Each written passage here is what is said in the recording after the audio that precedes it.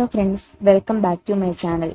ഇന്നത്തെ വീഡിയോയിൽ നമ്മൾ ഡിസ്കസ് ചെയ്യുന്നത് അനാട്ടമി ആൻഡ് ഫിസിയോളജി എക്സാം എഴുതുമ്പോൾ അതിന്റെ ആൻസേഴ്സ് എങ്ങനെയാണ് പ്രസന്റ് ചെയ്യേണ്ടത്, എങ്ങനെയാണ് കൂടുതൽ മാർക്ക് വാങ്ങാൻ സാധിക്കുന്നത് എന്നൊക്കെ പല കുട്ടികളും ചോദിച്ചിരുന്നു. അപ്പോൾ അതിനെ അടിസ്ഥാനമാക്കിയിട്ടാണ് ഇന്നത്തെ വീഡിയോ നമ്മൾ ചെയ്യുന്നത്. എങ്ങനെയാണ് ആൻസർ പ്രസന്റ് ചെയ്യുന്നത്, എങ്ങനെയാണ് പേപ്പർ പ്രസന്റേഷൻ നല്ല നീറ്റായിട്ട് ചെയ്യാൻ സാധിക്കുന്നത് എന്നൊക്കെ. അപ്പൊ ഫസ്റ്റ് നമുക്ക് അനാട്ടമി ആൻഡ് ഫിസിയോളജിയുടെ ക്വസ്റ്റ്യൻ പാറ്റേൺ എങ്ങനെയാണെന്ന് നോക്കാം.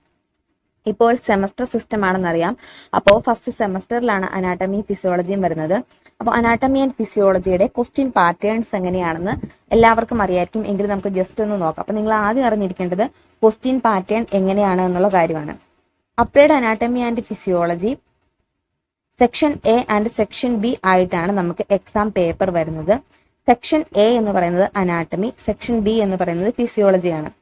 ഇതിന്റെ ടോട്ടൽ മാർക്ക്, അതായത് അനാട്ടമി ഫിസിയോളജിയുടെ കൂടെ ടോട്ടൽ മാർക്ക് 75 നിങ്ങൾക്ക് എക്സാം വരുന്നത്. ടോട്ടൽ അവേഴ്സ് എന്ന് പറയുന്നത്, അതായത് 2 എക്സാമും കൂടി അനാട്ടമി ഫിസിയോളജി നിങ്ങൾക്ക് എക്സാം എഴുതാനുള്ള സമയം 3 മണിക്കൂറാണ്. സെക്ഷൻ എ അപ്ലൈഡ് അനാട്ടമിക്ക് നിങ്ങൾക്ക് 37 മാർക്കിലായിരിക്കും ക്വസ്റ്റ്യൻസ് വരിക. അതുപോലെ തന്നെ അനാട്ടമിക് എക്സാം എഴുതാനായിട്ട് കിട്ടുന്ന സമയം എന്ന് പറയുന്നത് 1.5 മണിക്കൂറാണ്. അതായത് 3 മണിക്കൂറിന്റെ പകുതി സമയമാണ് നിങ്ങൾക്ക് അനാട്ടമി എക്സാം എഴുതാനായിട്ട് കിട്ടുന്ന സമയം. അതുപോലെ തന്നെ ഇതിന്റെ മാർക്ക് ഡിസ്ട്രിബ്യൂഷൻ എങ്ങനെയാണെന്ന് നോക്കാം.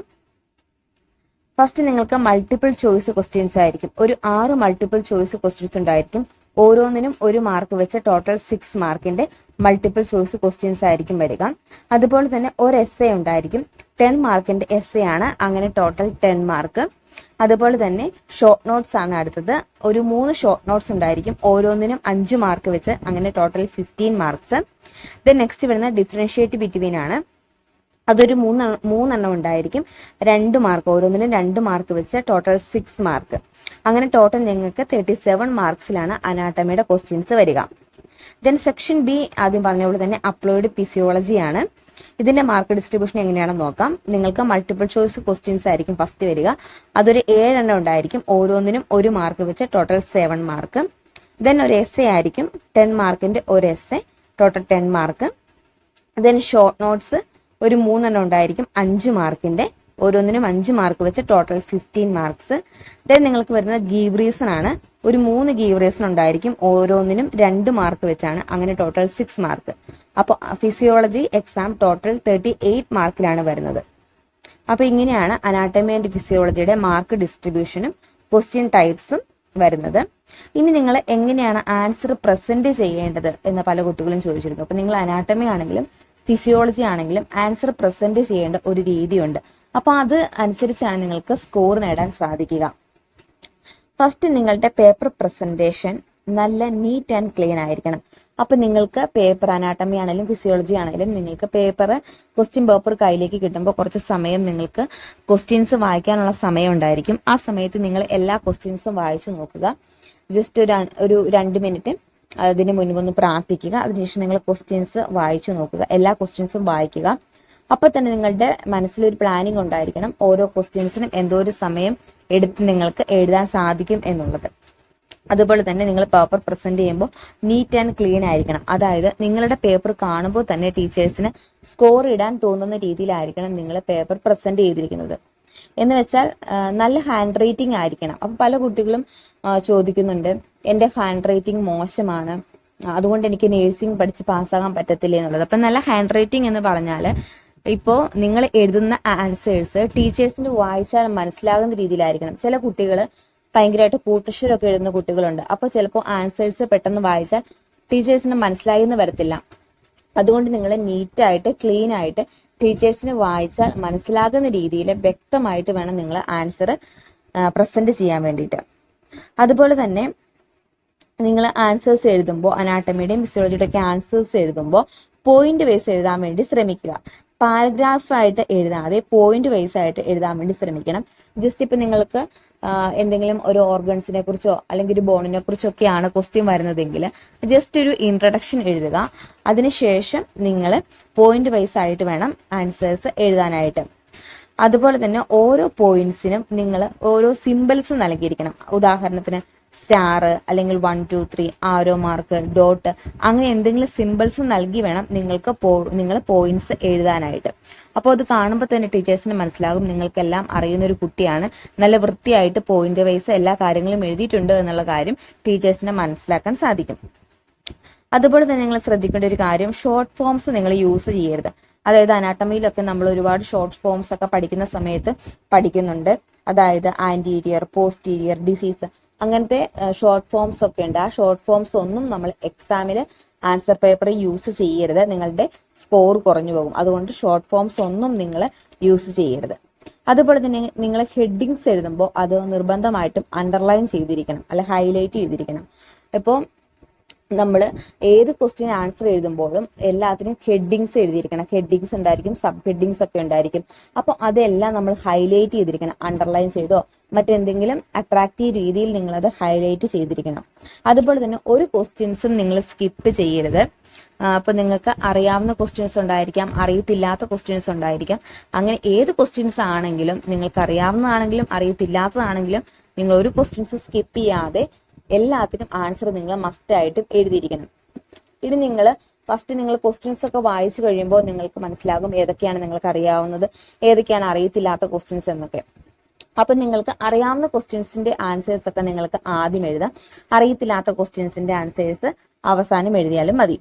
അപ്പോൾ നിങ്ങൾ എഴുതുമ്പോൾ നിങ്ങൾക്ക് ഇനി അറിയത്തില്ലാത്ത ക്വസ്റ്റ്യൻസ് വന്നിട്ടുണ്ടെങ്കിൽ അതിനെപ്പറ്റി എന്തെങ്കിലുമൊക്കെ എഴുതി വെക്കുക. നിങ്ങൾക്ക് എന്താണോ അറിയാവുന്നത് അത് എഴുതി വെക്കുക. കാരണം നിങ്ങൾക്ക് ജയിക്കാനായിട്ട് ഒരു മാർക്കോ കിട്ടാനുള്ളൂ എങ്കിൽ ചില ടീച്ചേഴ്സൊക്കെ നിങ്ങൾ അവിടെ എന്തെങ്കിലും എഴുതി വെച്ചിട്ടുണ്ടെങ്കിൽ അതിന് ചിലപ്പോൾ ഒരു മാർക്കോ ഒക്കെ ഇട്ട് തന്ന് നിങ്ങളെ ജയിപ്പിക്കാൻ സാധ്യതയുണ്ട്. അതുകൊണ്ട് നിങ്ങൾ ഒരു ക്വസ്റ്റ്യൻസും സ്കിപ്പ് ചെയ്യരുത്, എല്ലാ ക്വസ്റ്റ്യൻസിനും ആൻസേഴ്സ് എഴുതിയിരിക്കണം.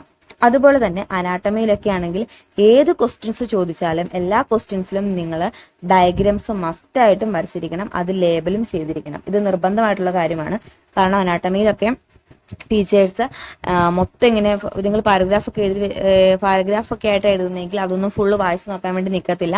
അപ്പോൾ നിങ്ങളുടെ പോയിന്റ്സ് നോക്കിയിട്ട് നിങ്ങളുടെ ഡയഗ്രാംസ് എല്ലാം ലേബൽ ചെയ്തിട്ടുണ്ടോ എന്നൊക്കെ നോക്കിയിട്ടാണ് നിങ്ങൾക്ക് സ്കോർ ലഭിക്കുക. അതുകൊണ്ട് പോയിന്റ് വൈസ് എഴുതുക. നിർബന്ധമായിട്ടും നിങ്ങൾ 2 3 ഡയഗ്രാംസ് വരച്ച് ലേബൽ ചെയ്തിരിക്കണം.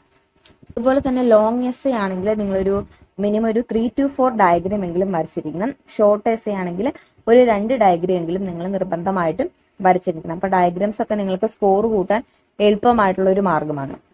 അതുപോലെ തന്നെ നിങ്ങൾ ക്വസ്റ്റ്യൻ നമ്പേഴ്സ് കറക്റ്റ് ആയിട്ടിരിക്കണം. ഓരോ ക്വസ്റ്റ്യൻസിനും ആൻസർ എഴുതുമ്പോൾ കറക്റ്റ് ആയിട്ടുള്ള ക്വസ്റ്റ്യൻ നമ്പർ ആണോ കറക്റ്റ് ആയിട്ടുള്ള ആൻസർ ആണോ എഴുതിയിരിക്കുന്നത് നിങ്ങൾ ശ്രദ്ധിക്കണം.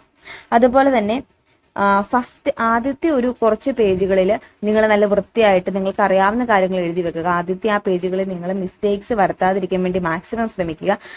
വെട്ടിക്കുത്തി എഴുതുക, അല്ലെങ്കിൽ മായ്ച്ച് അവിടെ വൃത്തികേടാക്കി വെക്കുക, അങ്ങനെയൊന്നും ചെയ്യാതെ ആദ്യത്തെ കുറച്ച് പേജുകളിൽ നിങ്ങൾ ഒരു മിസ്റ്റേക്സും വരുത്താതെ നല്ല രീതിയിൽ നല്ല വൃത്തിയായിട്ട് തന്നെ എഴുതുക. അതുകൊണ്ട് തന്നെ നിങ്ങൾക്ക് അറിയാവുന്ന കാര്യങ്ങൾ ആദ്യത്തെ പേജുകളിൽ എഴുതാൻ വേണ്ടി ശ്രമിക്കുക.